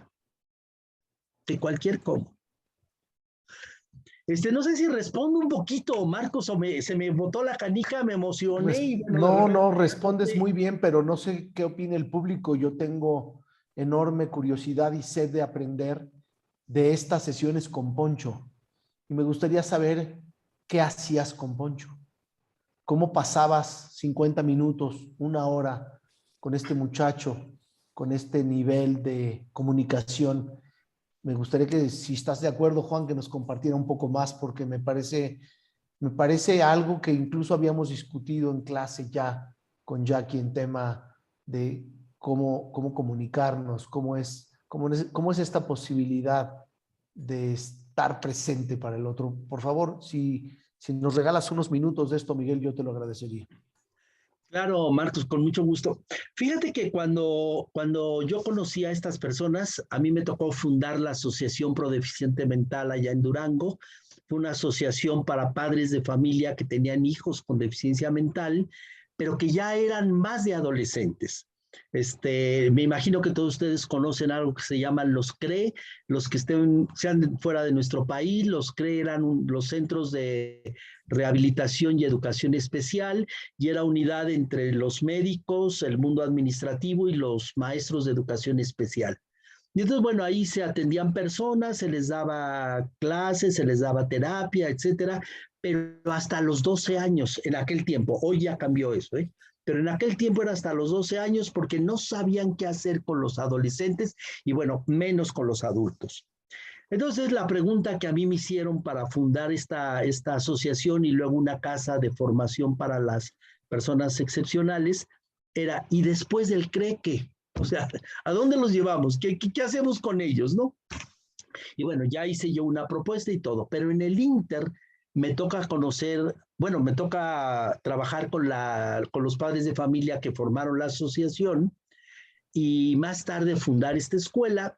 Y esta pareja de esposos hablan conmigo para que yo fuera a atender a su niño, porque ellos me decían, es que nadie quiere, o sea, nadie ni siquiera quiere irlo a ver, ¿no? Apenas le decimos lo que tiene, ya no quieren ir. ¿Usted se atrevería a ir? Y bueno, ahí empieza Marcos. Lo primero fue decir, claro, va mi espada en prenda y voy por ella, ¿cómo que no? Y bueno, pues ya cuando llegué, quiero decirte que en ese momento me quedé frío, o sea, ¿qué hago? ¿Qué hago aquí? Bueno, a mí se me ocurrieron básicamente 3 cosas. Primera, platicarle todo el tiempo como una persona, porque eres una persona, con una limitación de comunicación o con una comunicación diferente a la nuestra, que no hemos sabido todavía cómo ponernos en contacto con ellos, pero eso no quita que no sea una persona. Y una persona capaz de pensar en su interior, y una persona con una conciencia significante, etc. Primer punto. Segundo punto, le daba masaje. Y bueno, pues tocaba su cuerpo. Al principio él no tenía ninguna reacción. Poco a poco empezó a tener sensaciones de respuesta, algunas respuestas al tocamiento que yo tenía. Y la tercera, que me llevaba mi guitarra y le cantaba algunas canciones. Bueno, yo tenía la ventaja me dijeron que era sordo, entonces yo decía, bueno, así no se da cuenta de lo desafinado que soy, entonces no me apura el problema, porque si no, allí Betty, el día que me oye a ella, que es pianista, bueno, va a decir, pobre, ¿cómo se atrevía a cantarle al tipo, no? Estas eran las 3 cosas que yo hacía, Marcos. Y me aventaba 1 hora con él, me aventaba a veces 1 hora y media, como no era exactamente una sesión de terapia, sino era como, pues llámale como quieras, la verdad ni siquiera sé cómo llamarle, ¿no? Pero era como estar con él. Eso era lo que yo hacía, y normalmente lo visitaba 1 o 2 veces a la semana. ¿Y cuál era tu estado de ánimo acabando estas sesiones? Ándale, qué buena pregunta. Qué buena pregunta, mendigo Marcos. Bueno, quiero decirte que yo me sentía muy, como muy revitalizado. yo tenía la sensación, ahora sí que diríamos, en lugar de cara a cara, cuerpo a cuerpo, de que nuestros cuerpos estaban así en contacto. Yo decía, sí, un día voy a saber que sí, o sea, pero si no, con esto es suficiente. Entonces, bueno, yo la verdad salía muy contento, muy vigorizado. La señora siempre me esperaba, nunca entró ella a una sesión, quiero decirles.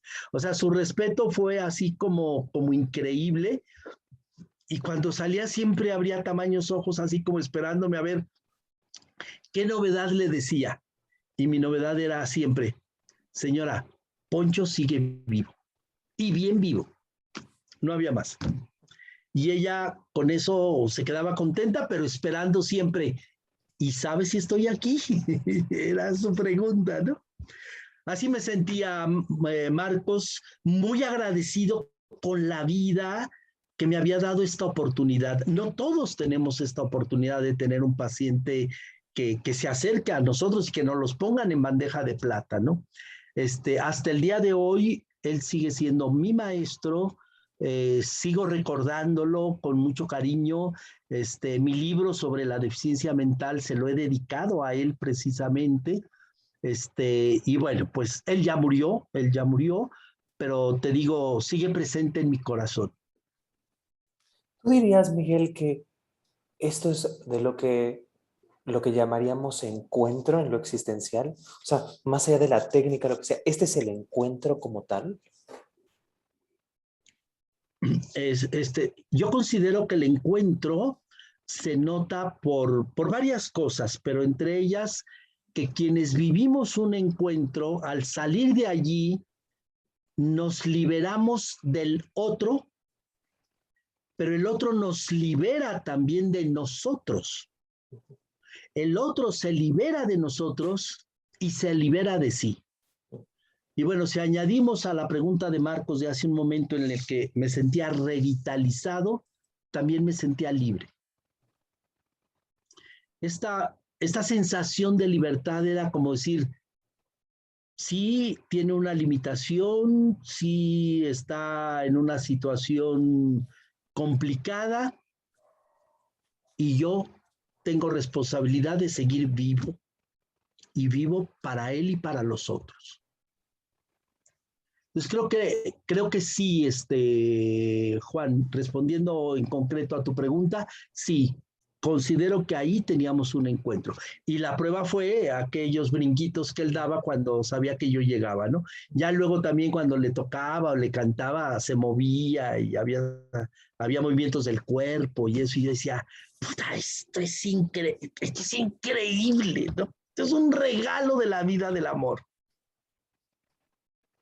Sí, Juan. Es curioso porque me quedé pensando ahorita con tu respuesta. Estoy súper conmovido ¿no? con esto que nos narras. Me parece que es de un valor poderosísimo. Estaba pensando en qué es lo que hace lo existencial existencial. Es como, me gusta cómo lo contestas, porque pensaba como, no está en la técnica, no está como en el texto, no está como en la teoría. Pareciera que es como que está, es como en el encuentro, en la disponibilidad que tú mencionas, ¿sabes? Como en la presencia, la Juan. presencia, ¿no? Como, o sea, no sé si ustedes piensan que hay otros de esos soft skills, ¿no? Esos valores blandos que podríamos decir que no están en la técnica como tal, sino que podrían favorecer a lo que nosotros llamamos terapia existencial. ¿Pensarían algunos otros más? O sea, pensamos presencia, ¿sabes? Como disposición, encuentro. O sea, pensarían en algunos otros más que podrían decir, esto es lo que lo hace existencial. No importa si es terapia existencial, coaching existencial, encuentro existencial, no importa el adjetivo que le pongamos antes, sino... Y yo diría que en su acepción más pura, no tengo duda de que es terapia, es acompañar al otro. Y me haces recordar, Miguel, a Sartre sobre la angustia, y lo leo de una presentación que tuvimos hace unas semanas con Emmy Van Dorsen, y dice, una visión lúcida de la situación más oscura es ya en sí misma un acto de optimismo.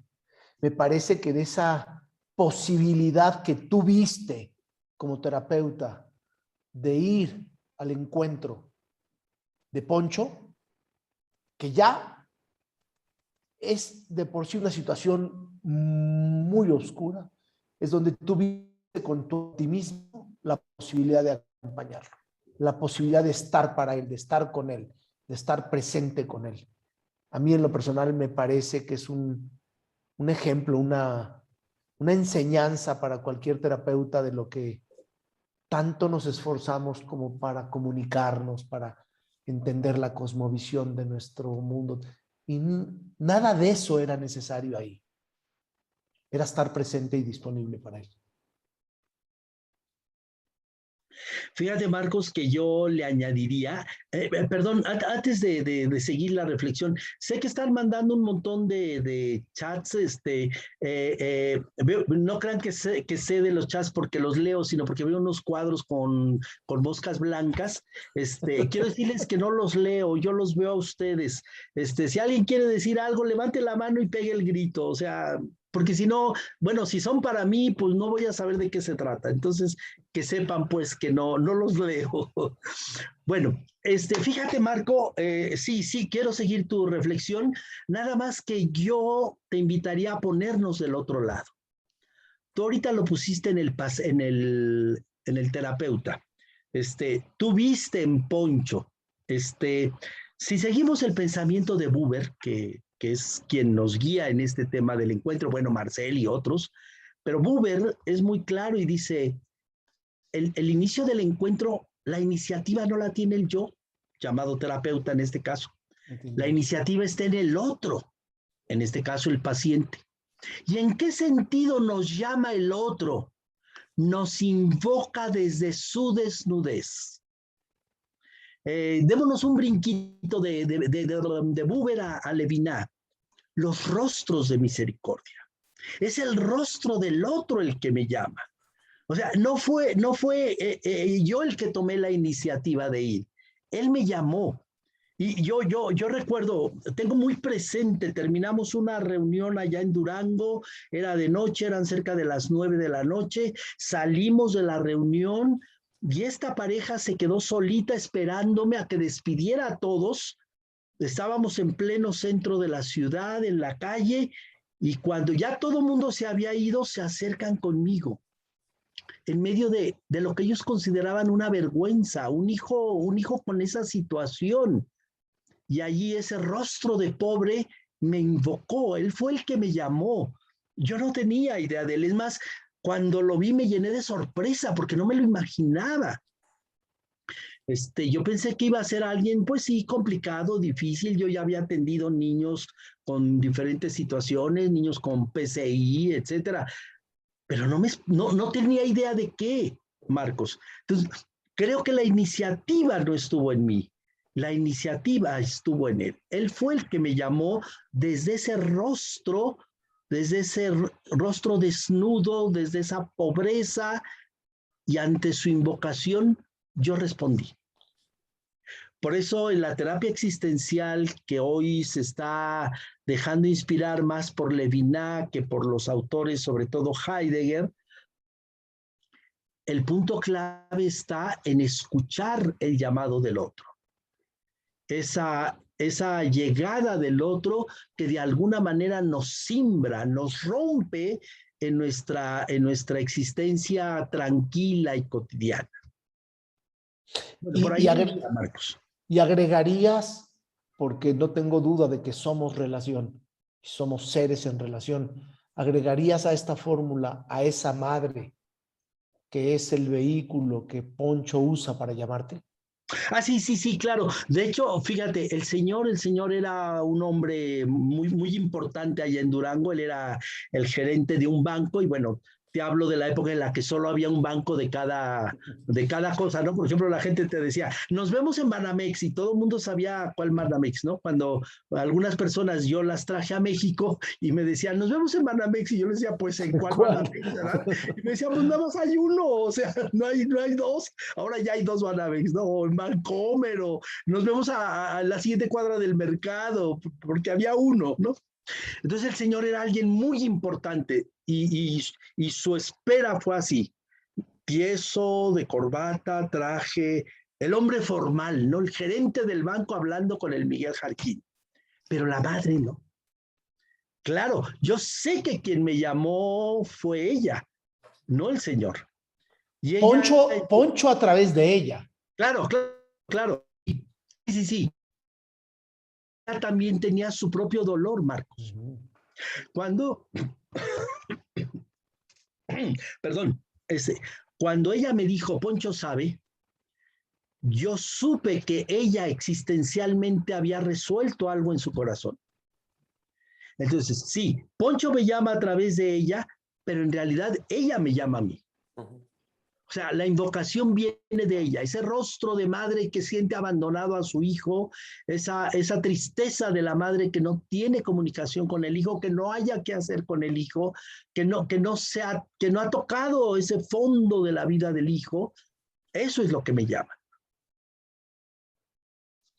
Luego, al encontrarme con Poncho, viene la llamada de Poncho. Oscar, ¿querías hacer una pregunta? Bueno, sí, más bien compartir que esta serie de elementos me lleva a reflexionar, a considerar al mismo tiempo que algo característico quizás sea el horizonte con el cual vive el terapeuta existencial, como para que quepan estos otros significados, estas otras palabras que ponen, que nombran este tipo de experiencias o vivencias humanas que dan un trasfondo, dan un bagaje de significado al vivir, al encuentro, a estas categorías que estamos compartiendo, que no, a lo mejor en otros enfoques están a lo mejor no tan visibles, ¿no?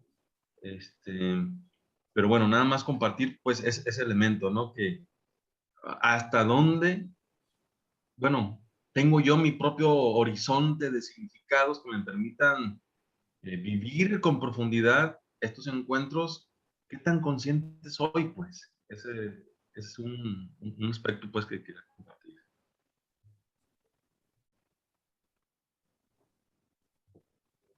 Saludos, maestros. Aprovecho, Oscar, tú y yo nos conocemos, ¿verdad? Sí, así es, Miguel. Un gusto Ya saludarte. sé, de Colima, unos tamales de ceniza, compañerito. Sí, ya vemos. Claro, un abrazo, ¿eh? Un abrazote. Otra de las cosas que no, o sea, que veníamos pensando, y a ver qué piensan Marcos, Miguel y son todos los que estamos aquí, es que si ha cambiado el rol del terapeuta en o sea,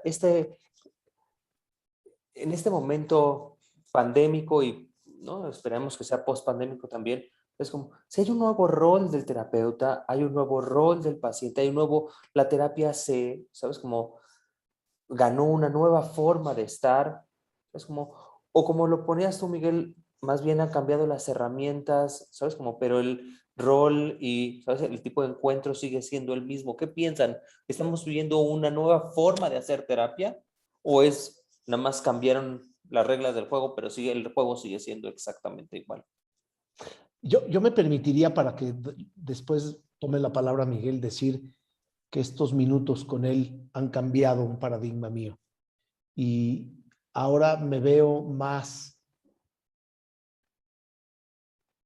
viendo la posibilidad del encuentro como lo poderoso y no la herramienta que me da la posibilidad del encuentro. Y créeme, Miguel, que llevo 1 año y medio peleándome con esto y desatoras esta frustración que yo traía, porque siendo una persona que ama el contacto, siendo una persona que siente la energía de mis pacientes en presencial y en mi mundo, en mi otro mundo, que es el mundo de los negocios, siendo una persona que detesta no ver a un colaborador en persona y que lo tiene que ver en Zoom.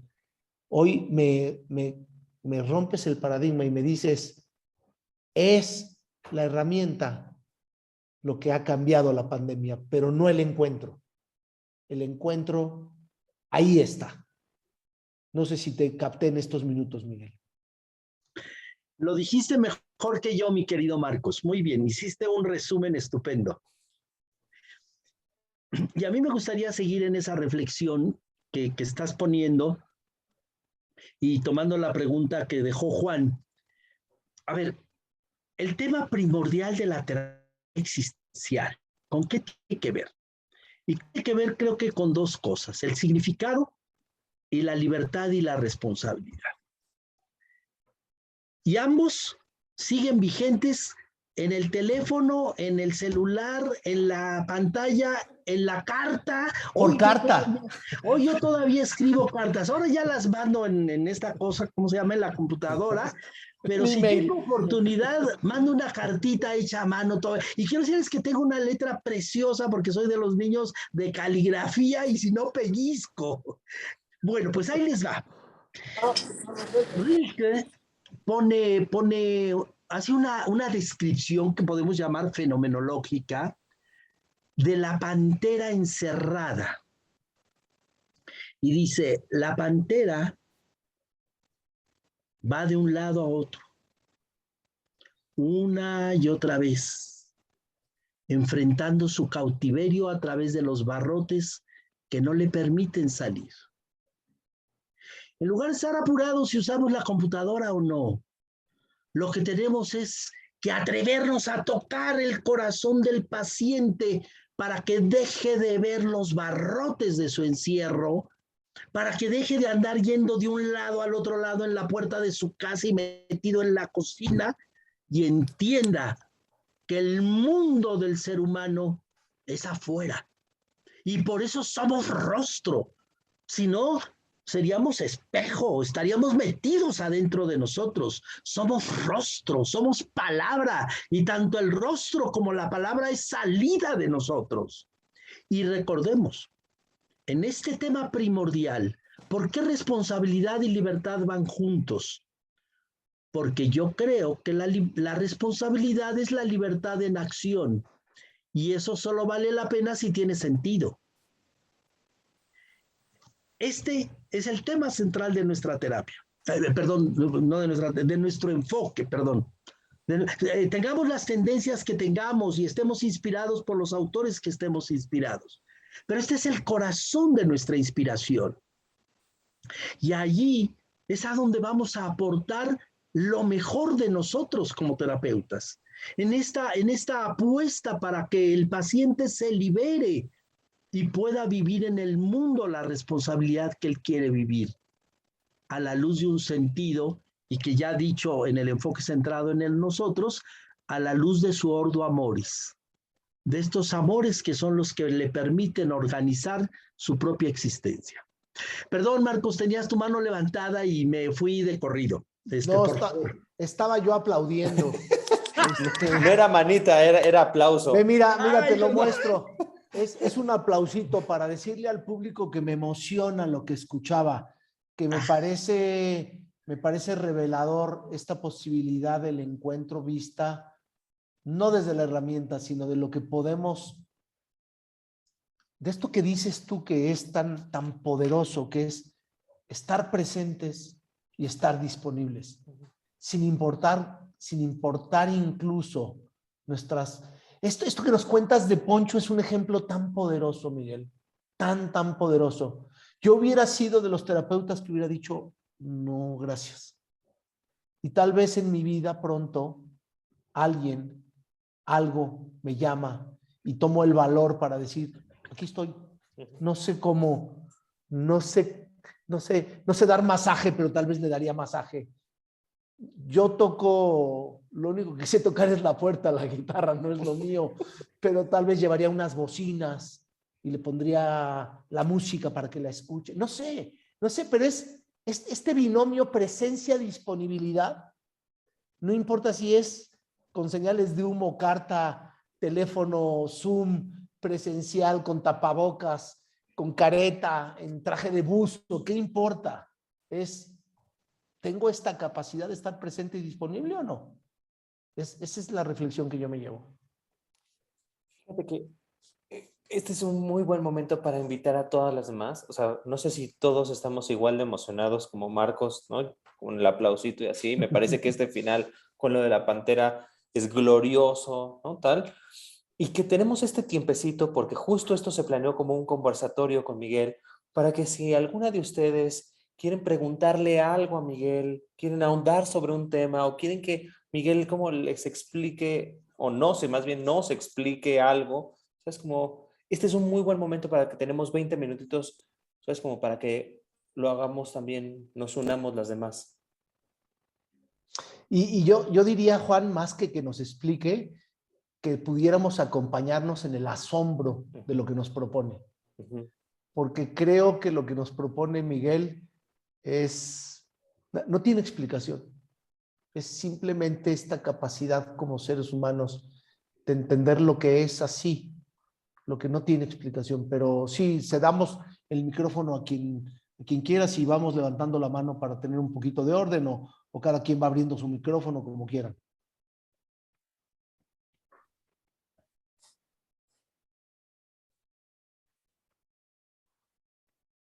Bueno, abro mi micrófono. A mí, muchas gracias, Miguel, bueno, y Juan y Marcos, porque, híjole, escuchar esta historia que nos compartiste de Poncho de verdad me conmovió enormemente. Se me llenaron los ojos de lágrimas, piel chinita, esta descripción de lo que sucedió con la mamá, del ruido del coche, de la reacción de Poncho, y me llevas a la reflexión de utilizar todas mis capacidades y toda mi creatividad, ¿no? O sea, en mi acompañamiento con el otro, yo soy mi única herramienta. Entonces, si sé tocar guitarra, tocaré guitarra, ¿no? Como decía Marcos, pues yo no toco guitarra, pero yo le pondría una bocina, ¿no? Con música, todos sabemos qué talentos tenemos, o quizás descubrimos un talento en el camino, ¿no? En este tipo de acompañamientos. Me hiciste recordar cómo en los momentos en los que me he encontrado dando terapia sin saber qué hacer, ¿no? Sobre todo muy al principio que decía, híjole, este tema, ¿qué onda? ¿Qué hago? ¿Qué digo? ¿Cómo?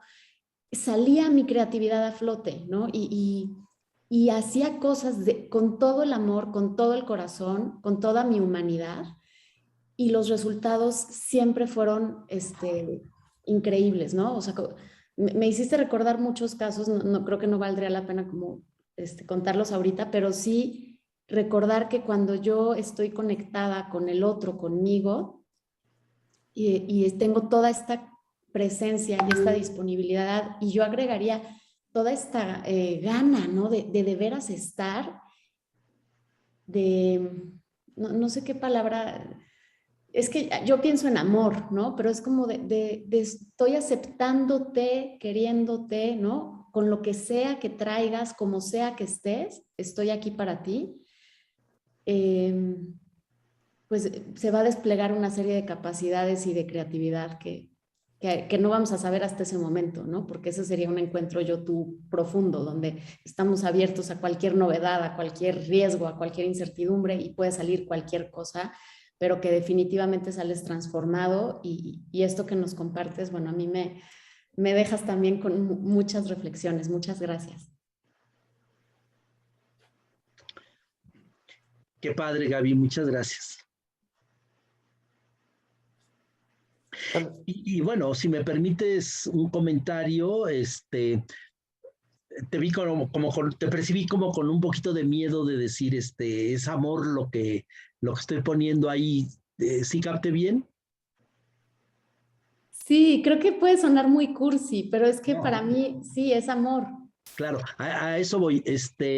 En el mundo de la pedagogía, los maestros fuimos formados en algo que se llama el eros pedagógico, es decir, el amor del educador a su educando.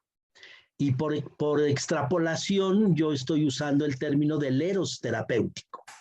Este amor del terapeuta que se acerca al paciente desde esa forma del amor. Así es de que bienvenido tu comentario, y ya puedes ahí poner esta palabrita si se te antoja. Sandra también abrió su micrófono. Hola, Sandra, desde Colombia. Sí, no quería agradecerte, y pues muy especialmente a mi Miguel, es todo un maestro. Envidia que ustedes lo tienen allá en su país. Estoy que me lo robo para acá, para Alpe Colombia, a que nos dé alguna conferencia inspiradora acerca pues de toda esa experiencia que tienen los 50 y tantos años de trabajo, no solo docente, sino clínico también. Pero no, yo quisiera resumir en últimas lo que tú relataste, Miguel, con este paciente, y bueno, casi que con toda la familia paciente, porque toda la familia de alguna manera fue consultante, más que paciente, fue consultante. Es que ahí se hizo evidente esa frase que tú trajiste a colación, en el que decías el aquí y el ahora del que sí y con lo que sí tengo, es decir, que sí puedo con lo que sí tengo. En últimas fue eso, o sea, ahí integras, es una frase que me quedó resonando, la pusiste en práctica ahí con esta persona, con esta familia, más bien, era con lo que tengo esto es lo que puedo hacer, y todo lo que hiciste, mejor dicho, pues para que él saltara de alegría en la cama cuando sentía que el carro que ya habías aterrizado ahí. Wow, qué elocuente eso, o sea, sin palabras, mejor dicho, no necesitaba palabras, te estaba diciendo todo, porque tú diste todo lo que tenías, con lo que tenías ahí, eso es.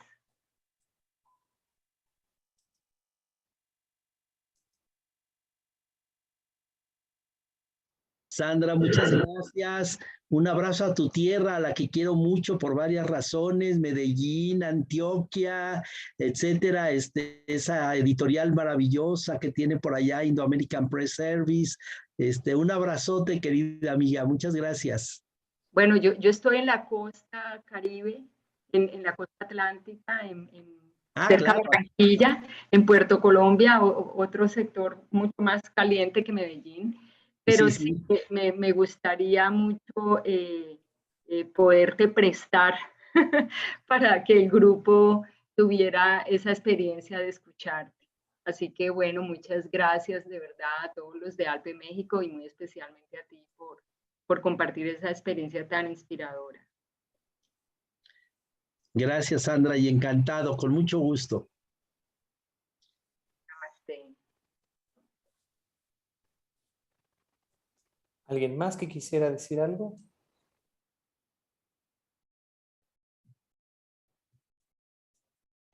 Yo. Ajá. Ok.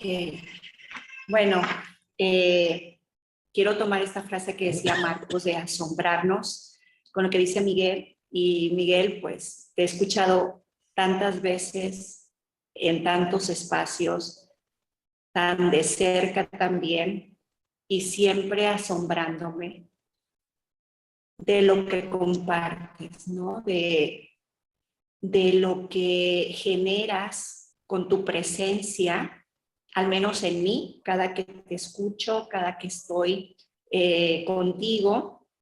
Y en esta ocasión, a mí me parece muy, muy importante cómo esa frase de la que hablas, de la que hablan los compañeros, ¿no? Que sí con lo que sí, me coloca frente a la posibilidad de todo, ¿no? Como cuando volteamos a ver la pandemia, al menos en mí pasa escuchar tanto de lo que nos quita la pandemia, tanto de lo que nos limita. Y entonces en esta charla para mí es como una oxigenación de amor, de posibilidad, de libertad, ¿no? Como la pandemia no me quita la libertad, ¿no?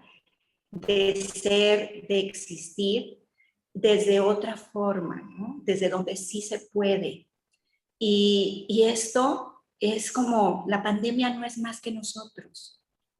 Nosotros, humanamente, nuestra existencia es más. Y creo que en esto, para mí, es esperanzador, es oxigenador y sobre todo es como en este respaldo de no achicarnos, ¿no? Como quedarnos en el miedo de la pandemia, sino en la grandeza de la existencia, que todo es posible cuando asumimos esta libertad y esta responsabilidad de la que hablas en acción. Y creo que desde la clínica, al menos en donde también me muevo, es como el lugar desde donde esté, en mi presencia, está precisamente el reconocimiento de la existencia del otro y en donde se pueda ver en todas esas posibilidades. Yo te agradezco profundamente esta charla porque me quedo no solo con asombro, me quedo reconectando con la grandeza de la existencia en todas sus posibilidades. Muchísimas gracias por esto que al menos a mí me recupera, me rescata y me fortalece. Muchas, muchas gracias. Y con mucho amor te abrazo profundamente. Gracias, y un abrazo, un beso a tus nenes. Miguel, nos gustaría cerrar esta ponencia, si para ti está bien, con una pregunta, digo, que da origen un poco a, ¿sabes? Como a este encuentro. Que si nos podrías hacer en un... Dime. Juan, perdón, había otra persona que levantó su mano, no sé si fue Nancy. ¿O eran aplausos? Eran aplausos también. También, sí, Nancy, si quieres abrir No, si quiere decir algo, a ver. Venga, Nancy, abre tu micrófono. Sí, gracias. Buenas noches. Yo soy de Pachuca, Hidalgo. Es bien agradable poder tomar este tipo de pláticas, de charlas. Soy estudiante de desarrollo humano. Aún no doy terapia, pero todo esto me parece muy importante, saberlo, escucharlo y sentirlo más que nada. Estas dos cuestiones, estos dos temas de la pandemia y el caso del chico, son cosas que se presentan a diario, que normalmente no se hablan, por ejemplo, con el chico, donde las personas, los terapeutas, y pues voy a tomar una parte de eso cuando yo llegue a dar terapia, es poner todo el interés para con la persona. Es lo que quiero o es lo que he entendido, que se tiene que tener un interés grande por la otra persona. Y ahí va pues ya implícito un montón de cosas, la presencia, la disposición, la preparación, pero me parece muy interesante que sea el interés, ver a la otra persona y arriesgarse a ver qué pasa y a seguir aprendiendo. Me parece muy interesante todo esto, me gusta mucho, me emocionó mucho. Me parece que usted, Miguel, tiene como una manera muy particular de expresarse, de transmitir cosas y también de hacerlas sentir. Y eso me agrada mucho porque yo aprendo de eso y pues tal vez en un futuro pueda llegar a ser. Esta es como mi participación. Muchas gracias. Muchas gracias, Nancy. Ahora sí, si no me falta alguien, si me falta alguien, levánteme la mano porque entonces así es como... Pero justo como la idea era este acercamiento que tuvimos contigo al principio antes de armar este conversatorio era ¿cuál es el rumbo de la terapia existencial? La terapia existencial tiene, ¿sabes? Tiene un camino en la actualidad, tiene retos en la actualidad. Entonces quisiéramos ver si nos pudieras hacer un resumen, es como muy a tu manera, ¿sabes? Como para que nos vayamos así inspirados, así. Es como de, ¿tú qué ves? O cómo, más bien, ¿cómo ves la terapia existencial en la actualidad?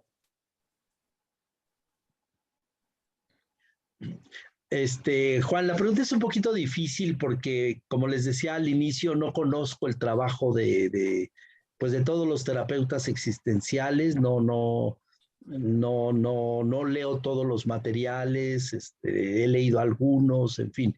Entonces, creo que sería una soberbia de mi parte decir que la terapia existencial va hacia determinado lugar. Yo más bien diría que hacia lo que yo quiero apostar, ya hace un momento decía yo, esta unión entre libertad, responsabilidad en medio del sentido a la luz de sus amores. Creo que esta sería una primera pista. La segunda que pondría es, otra vez aprovechando un texto de Gabriel Marcel, él se hace una pregunta y dice, ¿quién ama la vida? ¿Quién ama la vida? Y su respuesta es maravillosa. el que hace que otros amen la vida.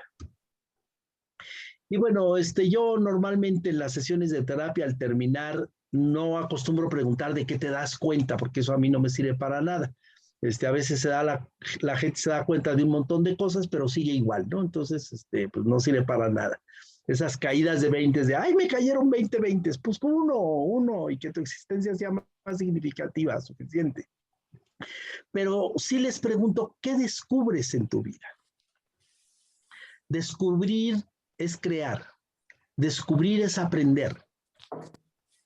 Y si ponemos esta idea de que aquel que viene conmigo, aquel que está conmigo, salga más lleno de vida, con más ganas de seguir vivo, entusiasmado a apostar a la vida, a correr el riesgo de la vida, me parece que esa puede ser una segunda pista para quienes trabajamos en la terapia con una orientación de tipo existencial. Y la tercera pista que yo pondría es como esto que ya mencionó Sujei y que lo mencionó también Marcos, esta parte de promover que la existencia se planifique. Y se planifique en lo más cotidiano, en lo más simple, en este saludo de manos con tal persona, en el abrazo, en un mensajito que le mandamos ahí todo cariño, es más, en un emoji, ¿no? En una carita linda con un abracito, y que el otro sienta que estamos ahí presentes, que el otro sepa que seguimos en su vida. Entonces, bueno, creo que estas serían como 3 de las pistas que yo tomaría y que sigo apostando a ellas en mi trabajo. Si a alguien más le pueden servir como faros de luz para sus propias carreteras por donde van caminando, pues aprovecharlas. Si no, a lo mejor son lamparitas ahí en medio del bosque o en medio de la montaña cuando andamos perdidos, pero sería maravilloso que se conviertan en estrellas que nos iluminen en medio de la noche cuando a veces perdemos el sentido, cuando a veces se nubla la posibilidad de apostar por la vida, y que con esas estrellas que en medio de la noche nos recuerdan, hoy, la noche vale la pena. Duerme, Dios te arrulla. Pues creo que esta es una manera lindísima como de cerrar nuestro conversatorio. Gracias a todas las personas que se conectaron. Como les decíamos al principio, este es el primero de 3 eventos que tenemos planeados, ¿no? Para estos 2 meses que Alpe México tendrá la coordinación. Gracias, Sandra, también por conectarte desde Alpe Colombia. Está increíble como que las diferentes delegaciones tengamos presencia en los eventos de otros. Eso me parece espectacular. Te mandamos un abrazo gigantesco hasta allá. Y sobre todo, Miguel, ¿qué te digo? ¿Sabes? Es un placer, es un honor, es un gustazazazo.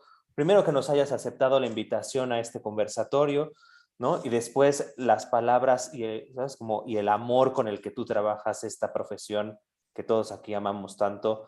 Te agradecemos profundamente tu presencia, tu asistencia y tu conocimiento, y te mandamos un abrazo hasta Zapopan, ¿no? Así cariñoso y que retumbe así como el temblor de ayer, ¿no? Que se sienta el cariño, ¿no? Así, en una versión amable para que no se nos caigan ni vidrios ni nada así, ¿no? A todas las demás, ¿no? Muchas gracias, muy bonita noche. Nos vemos el 13, creo que es el 13, casi ahorita se los confirmo. El 13 de octubre, si no mal recuerdo, tenemos el evento con Ángel Solokotsky, que es la persona que tradujo Ser y Tiempo, ¿no? Ya les estaremos enviando la información, que será el segundo evento que tendremos de Alpe México, ¿no? En este mes, septiembre, en esos 2 meses de septiembre, octubre. Pero bueno, pasen muy bonita noche. Nos vemos como en un mesecito. Gracias, Miguel. Gracias a todos. Gracias, Juan. Mi querido Marcos, un abrazo. Por ahí hay una persona que se me estaba escapando, Magda. No tuve oportunidad de verla. Creo que se puso demasiado guapa y dijo, no los vaya a deslumbrar. Magda, le mando un abrazote y bueno, creo que no me faltó nadie de saludar. Betty, Sara, bueno, creo que son así como las personas a las que les debía un saludo, Oscar, y bueno, a los demás les mando un abrazo, no a todos les conozco, pero ya empezamos. A Colombia, un abrazo también. Que pasen muy bonita noche. Buenas noches. Muchas gracias. Hasta luego.